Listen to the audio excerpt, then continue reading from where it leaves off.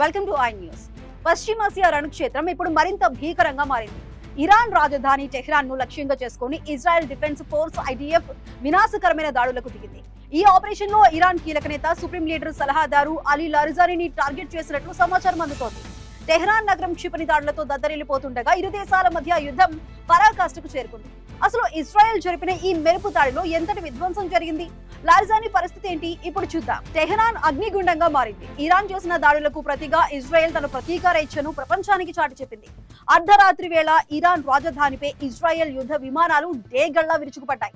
ఈ దాడుల్లో ప్రధానంగా ఇరాన్ రాజకీయ సైనిక వ్యూహకర్త అలీ లారిజానీ ఉన్న ప్రాంతాలను ఇజ్రాయెల్ లక్ష్యంగా చేసుకుంది. వరుసగా కురిసిన క్షిపణుల వర్షానికి టెహ్రాన్ నగరం కంపించిపోయింది. శత్రువు గుండెల్లోకి నేరుగా బాణాలు విసిరినట్లుగా ఇజ్రాయెల్ తన అత్యంత ఖచ్చితత్వంతో కూడిన దాడులతో ఇరాన్ రక్షణ వ్యవస్థలను చిన్నాభిన్నం చేసింది. Ali Larijani Iran supreme leader ఖమేనీకి అత్యంత నమ్మకస్తుడు. ఆయనను లక్ష్యంగా చేసుకోవడం ద్వారా ఇరాన్ నాయకత్వాన్ని మానసికంగా దెబ్బతీయాలని ఇజ్రాయెల్ మాస్టర్ ప్లాన్ వేసింది. టెహ్రాన్ లోని రక్షణ కార్యాలయాలు, ఇంధన కేంద్రాల సమీపంలో భారీ పేలుళ్లు సంభవించాయి.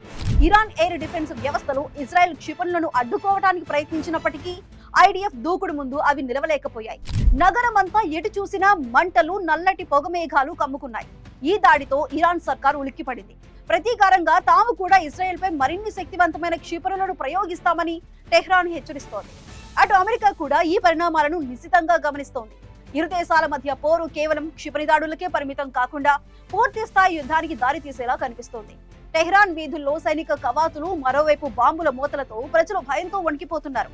అలీ లారిజానీ సురక్షితంగా ఉన్నారా లేదా అనే విషయంపై ఇంకా స్పష్టత రానప్పటికీ ఇజ్రాయెల్ చేసిన ఈ దాడి మాత్రం ఇరాన్ ఉనికిని ప్రశ్నిస్తోంది.